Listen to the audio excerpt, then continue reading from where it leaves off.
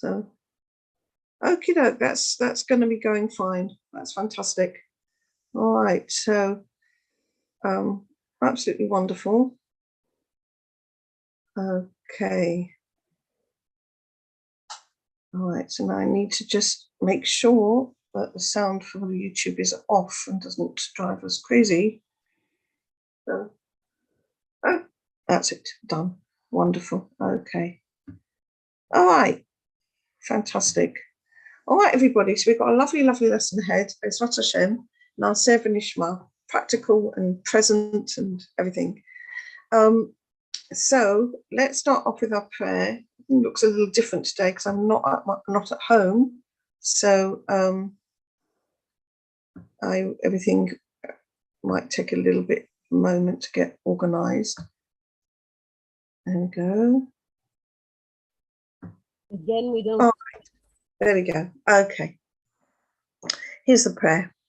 Ribon Olamim v'Adonai Adonim, Av Rahaman v'Slichot, מודים אנחנו לפניך, אדוני אלוהינו ולאבותינו, וקידה בשתחוויה שקרבתנו לתורתך ולעבודתך עבודת הקודש, ונתת לנו חלק בסודות תורתך הקדושה, מה אנו ומחיינו, אשר עשית עמנו חסד גדול כזה, על כן אנחנו מפילים תחנוננו לפניך, שתמחול ותסלח לכל חטאותינו ועוונותינו, ועל יהיו עוונותינו מבדילים בינינו לביניך, וכן יהי רצון מלפניך, אדוני אלוהינו ולאבותינו, שתכונן את לבבינו ליראתך ולבאתך, ותקשיב אוזניך לדברינו אלה, ותפתח לבבינו הערל בסודות תורתך, ויהיה לימודנו זה נחת רוח, לפני כיסא כבודך כרך ניחוח, ותאציל עלינו אור מקור נשמתנו בכל בחינתנו,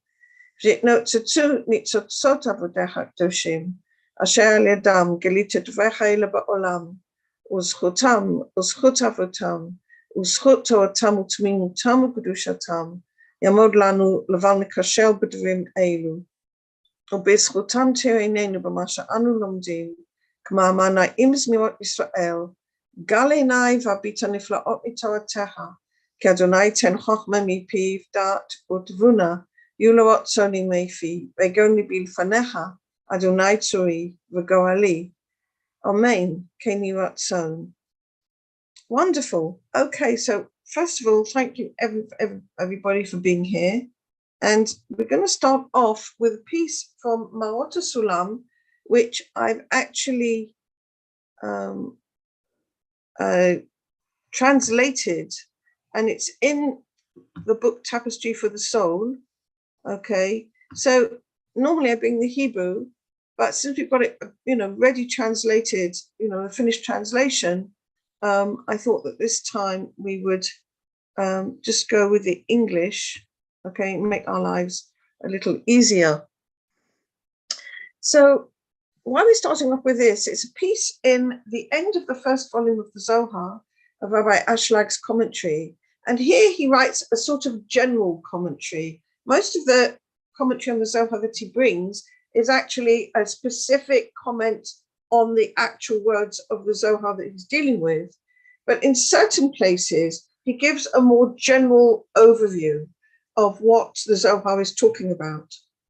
And in this place, he talks about the mitzvot of the Torah in general, like to tell us what are the mitzvot of the Torah.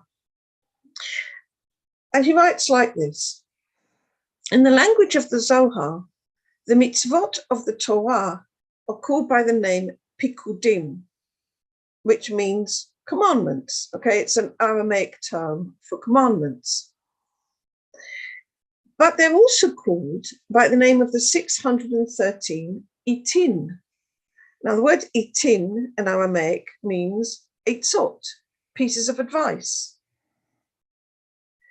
And the difference between these names stems from the fact that everything has a potential aspect to it and an actualized aspect to it. The potential aspect of anything is its preparatory stage, whereas the achieving of the matter, whatever it is is its actualization. And this rule also applies to Torah and mitzvot. First, we have the aspect of na'aseh, we will do, which refers to the aspect of doing the mitzvah without understanding. Okay, we just have to do it. We don't understand it, but we do it. That's the potential. And then we have the aspect of nishma, which is we will understand.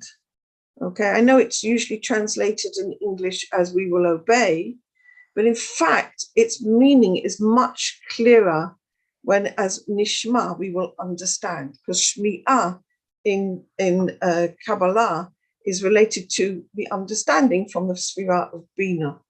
We will understand, okay? And so we've got, first of all, doing it without understanding, and then we will understand the mitzvah. And that's the aspect of performing the mitzvah with understanding, and that's actual. As the rabbis taught, Rabbi Elazar said, when Israel said na'aseh, we will do, before they said nishma, we will understand, a heavenly voice came forth and said to them, who revealed to my children the secret that the ministering angels use? As it is written, let his angels, the heroes of power, bless the Lord, those who carry out his word and then understand the, a moment, let me just find how to scroll down here. I think here I can do it that way. That's right. Sorry, I'm not very familiar with this particular computer. Okay, and then understand the sound of his word. First comes, yeah. Can you zoom out a little bit? Yes, you mean not make it bigger. Problem. Yeah. All right. Yeah, of course I can. Do that a little bit. It doesn't use that better. It's a bit better. Thank you. All right. No, you're welcome. First comes the carrying out of his word, and then comes understanding. So, how do the angels carry out God's word? So, in another piece of the Zohar, Rabbi Ashlag, the Zohar actually brings this. It says it's like a shadow which follows a person. Okay. Or, for example, when a sand comes into a person's eyes, they involuntarily blink, all right, before they have any awareness at all there's any sand there. All right, we all know that one. Yeah, sand comes and dust comes into your eyes, and you involuntarily blink, and only then you realize that the dust has come in. That's the way the angels carry out God's command. They do it instinctively, like straight away. And only afterwards they understand what the command was about. All right. So if we go back a second, okay. As the rabbis taught, Rabbi Elazar said, when Israel said na'aseh, we will do, before they said nishma, what it really meant was we're going to do it. Okay, just follow God's word without thinking. Just go ahead. Okay. Only afterwards we will get to understand the meaning of why we're doing it. All right. So doing it na'aseh like that means absolutely on faith that this is the right thing to do, that God's told us we're going to do it without thinking about why. Afterwards we'll come to understand why. All right. And I think to a very large extent, we do that. I mean, for example, God says, don't cook a kid in its mother's milk. Okay. To this day, we are so strict about meat and milk. Does anybody really understand why? In the Zohar, it does talk about why. All right, but I don't understand that bit in the Zohar, so I can't tell you why. But look how careful we are, all right? Even though we don't understand the why, we're careful about meat and milk, all right? So this is just one example of doing the mitzvah, just doing, okay? And then eventually, Bezrat Hashem, we will understand the why. All right? Okay? Do you see what I mean by that one? So he goes on to say like this. When we fulfill the Torah mitzvot from the aspect of carrying out of God's word, before we've merited to attain the stage of understanding, then the mitzvot are called by the name of 613 itim, 613 pieces of advice. And they are in potential only. That is to say that the light hidden within the mitzvot is in potential only. However, when we merit, Bezrat Hashem, one day, the aspect of understanding the sound of his word, then the 613 mitzvot become pikudim, which comes from the term pikadon, meaning a deposit. Okay, we get the same word in the bank to this day. If you put in your money on deposit, you put it on a pikadon. For their 613 mitzvot, such that within every single mitzvah, there is a unique deposit of light belonging to the specific spiritual level that corresponds to a particular organ of the 613 organs and sinews of the soul and the body. Okay? So, we find that the performance of the mitzvah in its actualized aspect draws a specific level of light which is deposited in the mitzvah to the particular organ and sinew of the soul and of the body. And that is the aspect of the actualization of the mitzvot, which are then called by the name pikudim. Okay? So that's, here we've got a clear definition of what na'aseh refers to. Na'aseh means doing it as it is, without understanding, just on faith. And nishma is the actualization when we're doing it with full understanding, and then we merit to receive that light which is deposited in the mitzvah. Okay, and we now are able to receive that light. Now, the question really is, what happens to all the mitzvot that we did in potential, okay, until we got to the stage of understanding? Do we not get the light of that potential, or does it kind of get lost? The answer is no, it doesn't get lost. The light which we receive, which is in potential, okay, the light is held over for us, if you like. And when we come to do the Torah for its own sake, in actualization and in understanding, then the light, which was kind of like held over for us when we did it in potential, is brought into play as well. Okay? So nothing gets lost, nothing is wasted. It's like that doing the mitzvot out of faith provides that basic structure, which then the understanding can fill. All right? Okay. Is everybody okay with that definition? Is everybody okay with what we've said so far?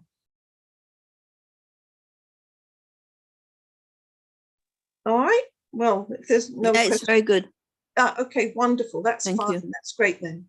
Thank you. So let's move on then to look at Rabbi Baruch Shalom Ashlag's incredibly beautiful essays on Na'aseh v'Nishma.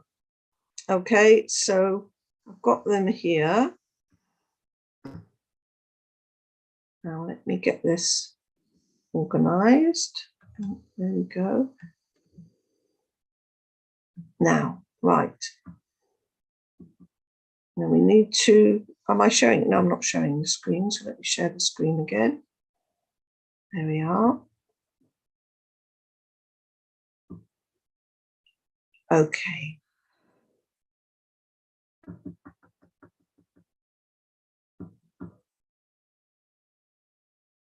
Can you see that all right? Shall I make it a little bit bigger? There you are. All right. נעשה ונשמע. להבין מדוע צריך להיות נעשה ואחר כך נשמע. We need to understand, why do we have to start with נעשה first, and only then come to נשמע? רואים אנו שאדם משוחד במקום שהוא נוגע בדבר. We see that in a person is kind of like, in his conscious or unconscious rather, is sort of like bribed, all right, where he's got some sort of interest in something, okay? לכן, אפילו שנותנים לו להבין שהוא לא מתנהג בסדר, therefore, even when he's given to understand that his behavior is not okay, הוא לא יכול להסכים. He can't agree.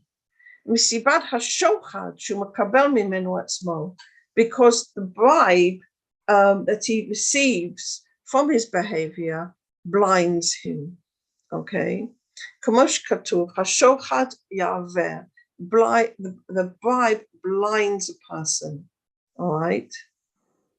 וממילא הוא אינו יכול לעשות אחרת מכפי דעתו, and he can't do any different than what his opinion is, שהוא בטוח בעצמו שהוא הולך לפי דרך האמת, because he's quite clear for himself he's going the right way for himself, מה שהשכל מחייב אותו, what his mind tells him. Now, the problem is here is the mind, okay? The mind can persuade a person into anything. Really, it can. And when a person's convinced that he's right, okay, he gets a feeling of self-satisfaction, of pride, of, I know I'm in control, I know what I'm doing, okay? And he can persuade himself into anything. And that's what Rav Ashlag means, okay? The mind can persuade, really it can. It can persuade a person that black is white and white is black. I remember when I was a stagiaire, a young doctor in University College Hospital many years ago, I got the job of being, the duty doctor for a ward of people who unfortunately needed amputees. And you would wonder, why do people need amputations in this day and age? And it was from cigarette smoking, okay? And people in so much pain, they were crying with pain, all right? To the extent that their legs needed amputation. It was the most heartbreaking place you can imagine. And yet, quite a number of those patients were still smoking. They would smuggle cigarettes in, or they would go up to the balcony or get somebody to wheel them out to the balcony, whatever, and they would be puffing away, okay, because somehow or the other, they had convinced themselves that what everybody else said was wrong and what they said was right, okay, and that cigarettes didn't hurt them. And the evidence was there in front of their eyes. I mean, they were suffering so badly. And yet what we said made no difference. And so you can really see the power of the mind. The mind can persuade itself into anything, all right? It really can. So it can certainly persuade itself that it doesn't need to do Torah and mitzvot, okay? I mean, that's the Pharaoh within us, who is God that I should listen to his voice, is a very strong inner voice, okay? And if we give it half a chance, we'll listen to it and believe it, okay? No matter what the Torah says, all right? So that problem of the mind is a real one, and it's a real one for everybody. So accordingly, wait a minute, how do I? Yes. Accordingly, לפי זה, בזמן שאדם מקבל על עצמו בחינת המעשה, when a person takes upon himself just to do it, just to do the action, all right? Never mind what the mind says, just to go ahead and do it. נמצא שכבר אינו נוגע בדבר. He's not got any self-interest left, all right? He's not accepting any bribes from his will to receive for himself alone. כי מקבל על עצמו מה שאומרים לו לעשות, because he simply says, okay, whatever it's told me to do, I'm going to do. Like, and Rav Ashlag says, like the ox to the yoke and the ass to the burden, or the horse to the plow, whatever. Okay, just going ahead. Okay, without philosophizing. The philosophy aspect can be quite a bribe. Because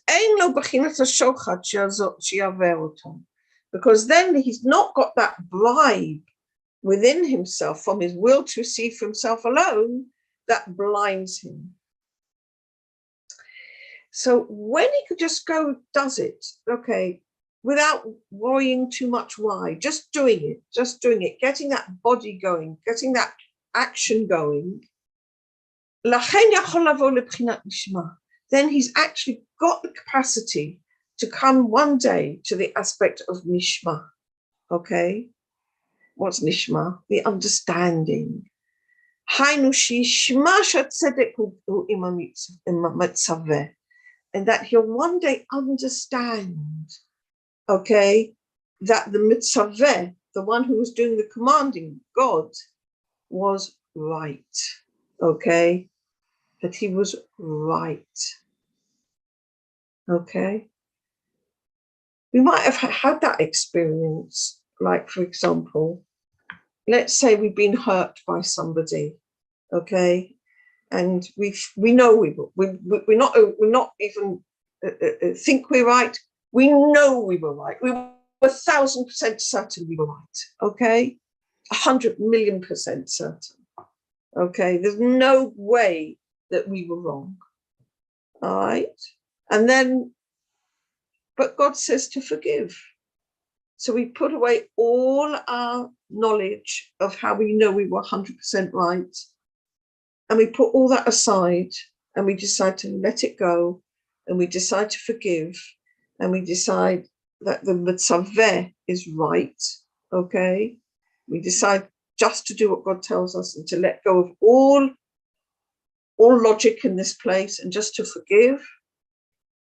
And we do with all our hearts. And then one day we turn around and we realize how right God was to tell us to forgive.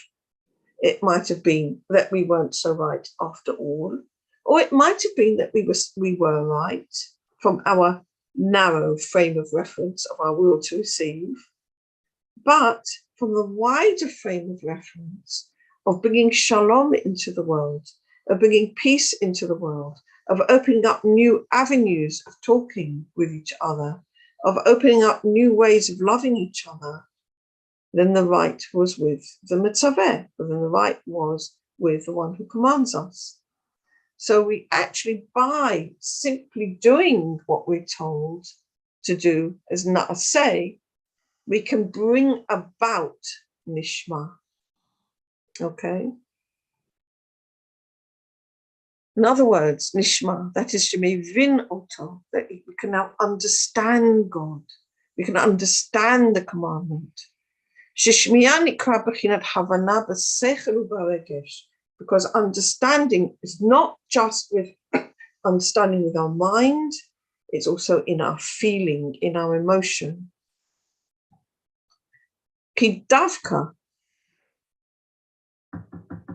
la'achar she'eno pniya atzmit, because it's when we've no got any self-interest involved, as you יכול להבין שהצדק הוא, שמה שהמפקד מצווה לו לעשות, כך צריך לעשות. Then we need to, when we don't have any self-interest, then we're able to understand that what is right is what the commander-in-chief told us to do.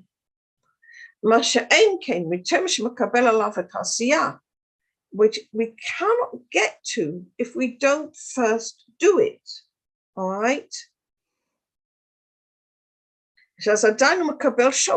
Because when we're not doing it, the actual work, and we're coming up with all sorts of reasons why not to obey Torah and mitzvot, okay, then it's like we're still getting a bribe. We think that God is not, what he says, doesn't have any value, okay? So first of all, we have to do na'aseh, we do it, okay? Then we will come to understand.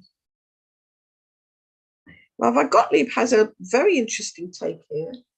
He writes like this, Perush, explanation. We see many people today who say, first of all, tell me the point, okay, of doing the practical mitzvot. We see this a lot among secular people, but also people who've been brought up in, some of the religious frameworks also say some things like this. Okay, tell me the point of the practical mitzvot, and if you tell me why, and I can understand why, then I'll do it. Okay, but on this is written na'aseh v'nishma. Okay, because the reality is that we're not actually able to attain the essence of the mitzvot. Because we're bribed by our will to receive for ourselves alone. Okay, so the will to receive for the selves alone, in somebody who's questioning like this, would be, I want to not do them. After all, I mean, they take up a lot of energy. It's much nicer for me to actually, watch a piece on the internet or do something different. Okay, not do something I don't particularly want to do. All right. So we're bribed by our will to receive ourselves alone. And whatever we explain to him, whatever God, whatever the sages teach, the will to receive oneself alone will come up with some excuse or some reason, and will say the opposite. And therefore, the rule is, the instruction that we're given is exactly the opposite. If you want to attain the reasons for the mitzvot, mikodem, sorry, I have to go all the way down here now.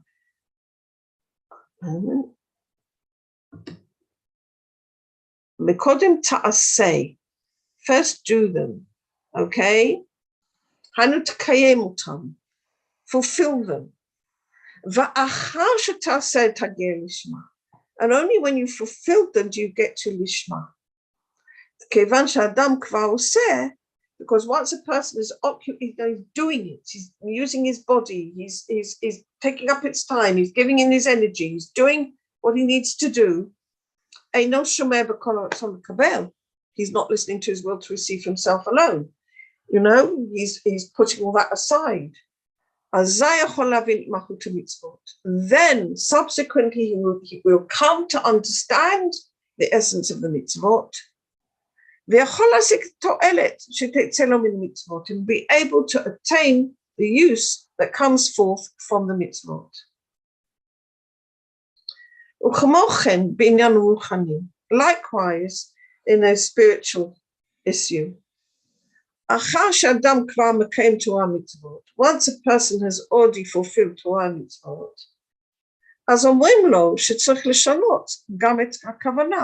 then you're able to tell him, you can change your intention. All right, so first of all, we start off Torah mitzvot lo lishma. All right, but at least we're doing them, even if it's not for its own sake. At least we're doing them. All right.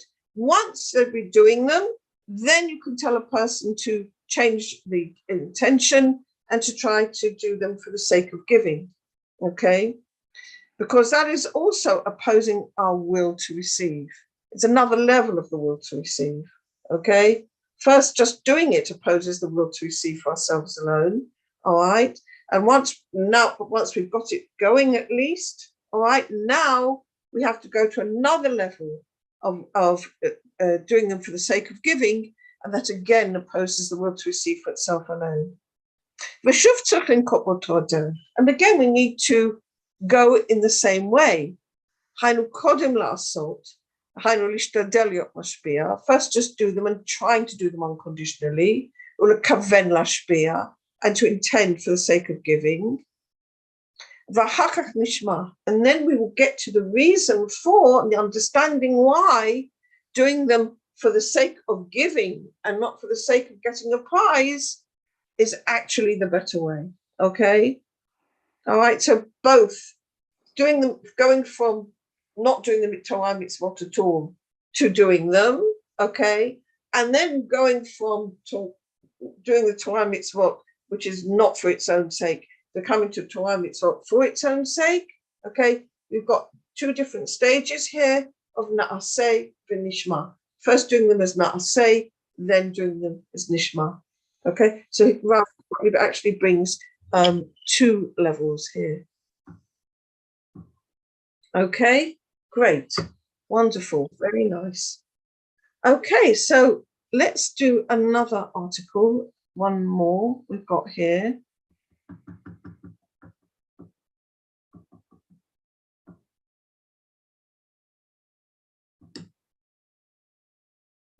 Okay, Na'aseh v'nishma. The pasuk Va'ish Moshe anav me'od. In the verse, and the man Moses was very humble. Okay, what does it mean? Inyan anavut. Being humble means shaperush shiflut, means counting yourself as not being more important than the other guy. Okay, that a person nullifies himself to the other. Okay. Now, that's a very difficult concept for us to understand. All right, what does that really mean? I mean, it doesn't mean low self-worth. All right, in our modern way of looking at things, you know, there are a lot of people who suffer from a low self-worth. Does it mean I should, you know, not value myself in any way? I don't think that's not what it means, in fact. No. Shiflut means to value the other person more, meaning that one looks at the light of God within the other person, okay? And you're so valuing the light of God within the other person that you say, who am I in comparison? All right, that's what it means, okay? So this is what he writes here. This sort of nullifying yourself, being humble. Being humble means that everything that I have isn't mine. It all comes from God. It's making that space for God's light to be there. And this is why he says, "Eino dafka hitpatlut b'chitzoniut." Does not mean nullifying oneself externally, which I think would be more like low self-esteem. B'pnimiut, inside, okay?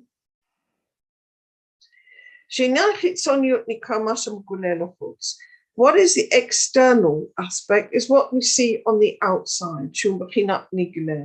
Okay. All right, which is like open. So he shows everybody that he doesn't consider himself above everybody. All right. On the contrary, he considered himself as, the language here is very, very difficult to put into modern language, because to say you consider yourself as nothing, all right, that, you know, presses everybody's low self-esteem buttons. All right, so not what it means. It means that of my self, there is nothing, there is only God. That's what it means. And he sees the godliness in his friend. Okay? And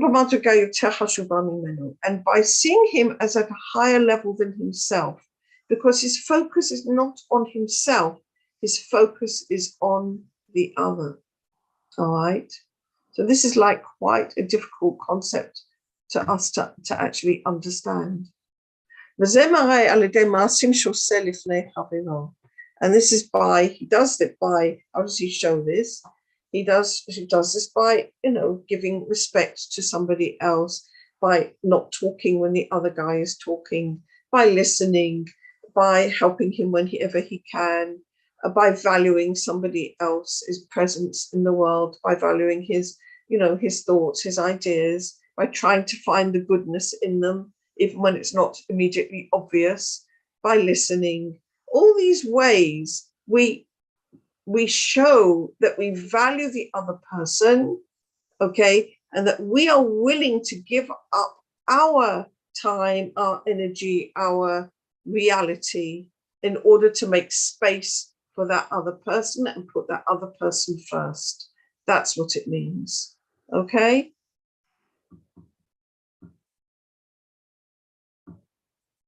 And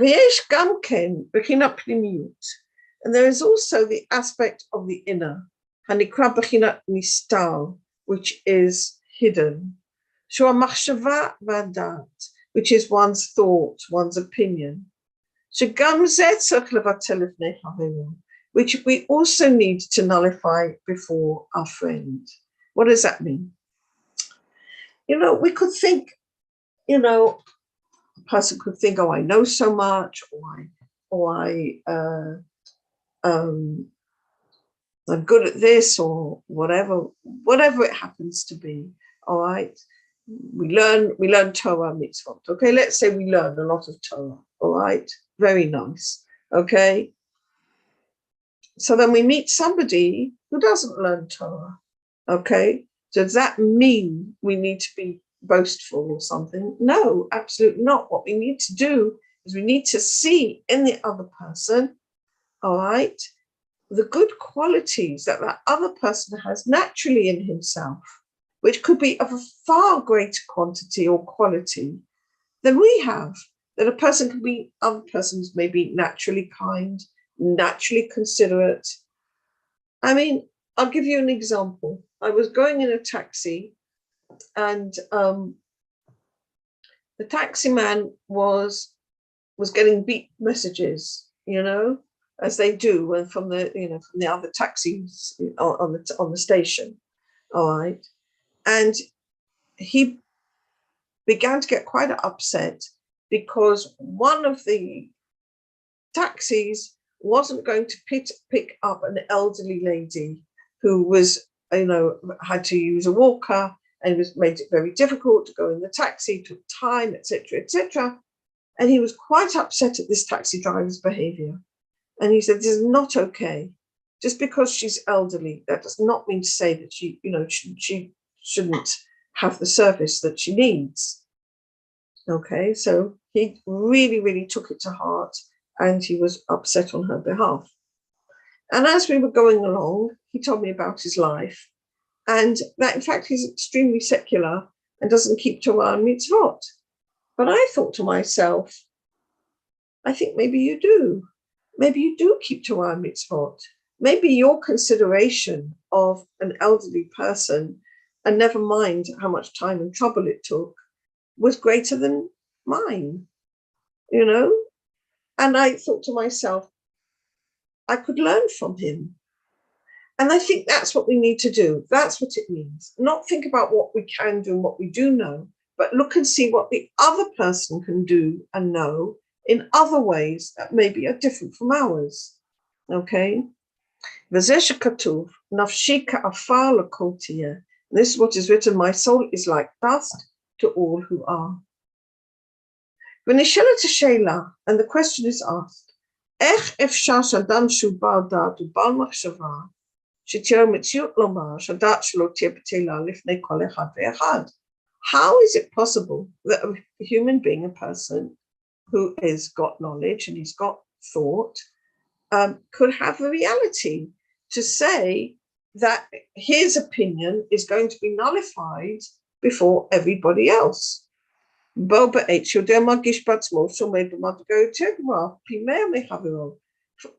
For example, when he knows and feels for himself that he really is at a higher level than his friend.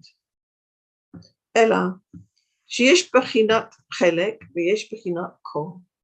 Okay, but there is an aspect of the part and there's an aspect of the whole.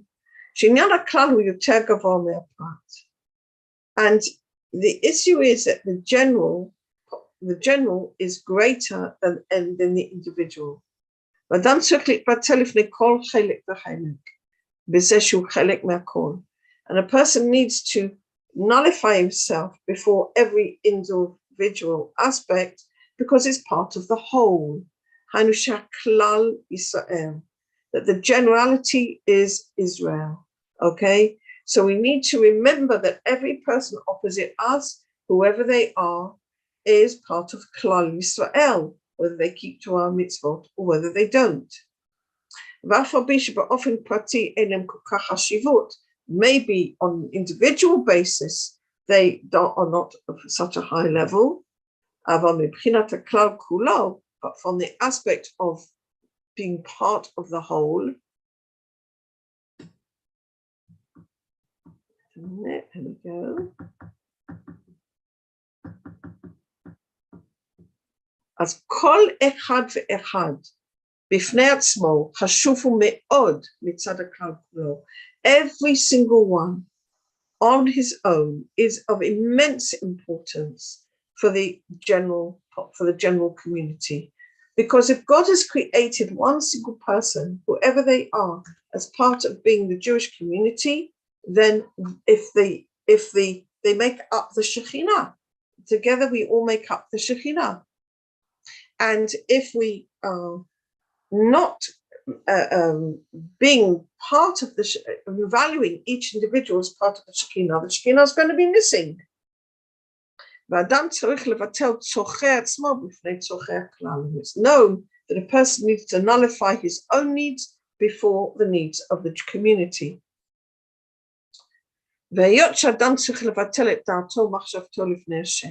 In the same way, a person needs to nullify his own ideas and his own thoughts before God. ולכן הוא צריך להרגיל את עצמו בחיצוניות, הנקרא בחינת עשייה. And therefore he needs to habituate himself, first of all, on the external actions, okay, which is the aspect of doing, עשייה, נעשה, הנקרא בחינת נעשה, the aspect of doing. And every time he lets go and he nullifies himself and he lets go what he'd like to do instead, and instead does the Torah and mitzvot, okay, lets go of the other and nullifies himself and just does what God tells him to do, all this influences him. And he's able to nullify his own idea and own thought to God. Okay, and if God has seen fit to create our companions exactly the way they are, then we need to nullify our mind and thought likewise. Lefize, you'd say, therefore it follows, Mishu ter baldat, whoever has got more knowledge, as Yeshua ter avodah levatel atzmo l'Hashem, has got more work to nullify himself before God. Masha enken mishu tipesh, somebody who's got less knowledge, somebody who's got less intelligence, and no malavatelit dato, it's not less work to nullify himself. Because if somebody really hasn't got any knowledge, any understanding, then he's not much work to do. Nimtza lefize kol ma'alat hadat rak sheyelo malavatel. So that the reason God's given us all this knowledge, all this understanding, all this intelligence, all these philosophies, is so that we'll have something to nullify, all right? Something to give up. All right? In order that we've got something to give up, we need to long for the knowledge. So then we're able to give it up. Something to sacrifice. If we're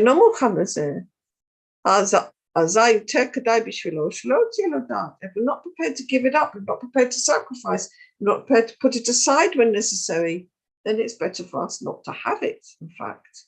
Which it's an extraordinary statement coming from Rabbi Baruch Shalom Ashlag, because he had a tremendous knowledge, not only of Torah mitzvot in the Nigle, but he had a tremendous knowledge of Mistal, and the tremendous knowledge of Zohar and of the work of the Ari, and all of his father's work as well. Okay. All right. Because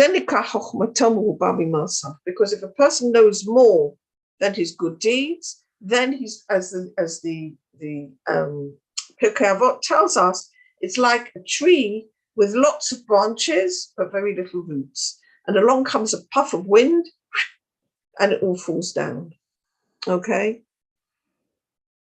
So if his wisdom is more than his deeds, then he's got more knowledge than he's able to nullify. Because nullifying his own views means na'aseh. Velo shmiya, okay? Because shmiya means, no, it's not the shmiya, because shmiya means understanding. Okay? So doing it means doing it, but letting go of your own opinion.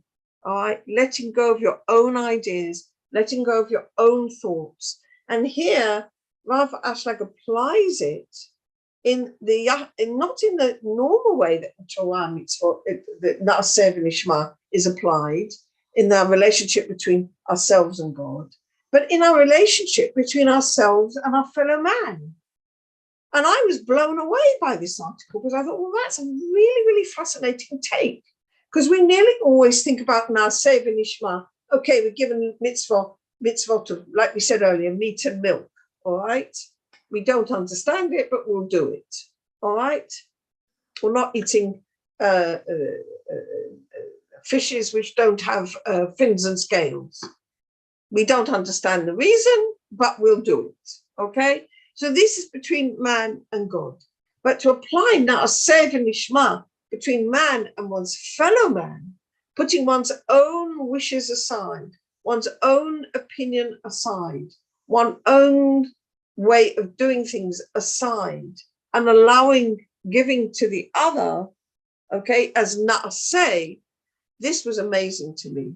Okay. And then subsequently, we get to Nishma.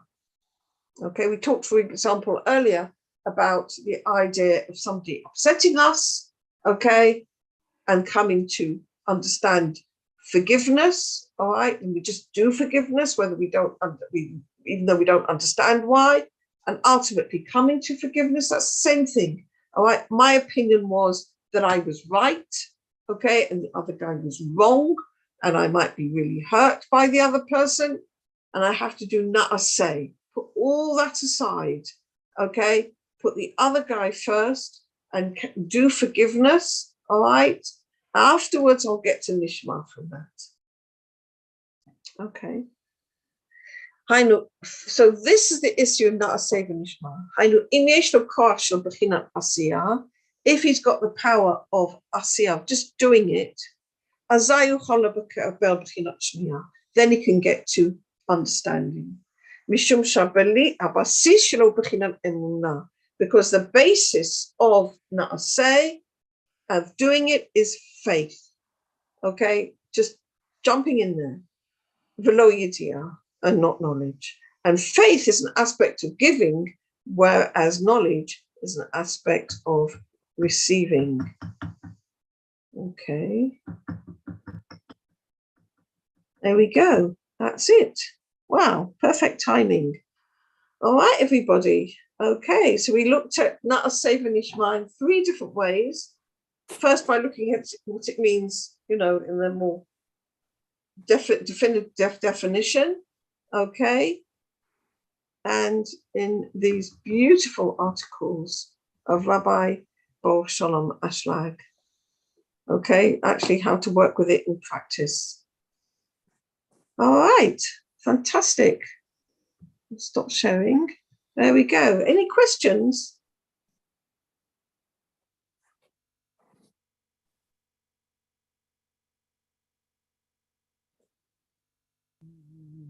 No, but Yedida? Yeah. No, I was just doing this a very basic class that I just started yesterday, and talk about the difference between the oral and the written Torah. Yeah. And it was also to do with like whether you do if the mitzvah is, if you've done the mitzvah by just doing it or actually understanding it. And they were talking about this, the difference there. Oh, wow. Okay, that's It's great. like, isn't it like if you just like if you get called up to an aliyah and you just read the text, you don't necessarily understand the text, but you've still done the mitzvah from reading the text and things like that. Yes. And here you were talking about another way of understanding and doing. So it was a different aspect. Oh, that's wonderful. That's great. There's so many different aspects to Torah. It's wonderful. This Baruch Shalom here is just presenting, you know, from the, you know, the aspect that he's bringing forth. But there are many ways of looking at Nikna Seva Nishma. Absolutely, very good, lovely. But basically, it means potential and actual. Start off with, you know, at the more basic level, the potential level. And the potential level we have to do through faith because we don't know why. So, for example, the example you gave of somebody goes up and gets an aliyah and reads the Torah, doesn't really understand what he's reading, okay? Nevertheless, he's doing it on faith, okay? So he's, you know, giving honor to the Torah and he's getting the mitzvah, okay, on faith. Hopefully, afterwards, he can go home and have a look and understand maybe a bit more about it. Very good. Lovely. Okay, everybody. All right. So listen, have a very lovely Shabbat. Thank you. Okay. Shabbat shalom. Shabbat shalom. Okay. Take care, everyone. Thank Bye. you. Bye. Shabbat shalom. Shabbat shalom. Bye then. Shabbat shalom. Thank you, Yedida. You're welcome. All good? All good.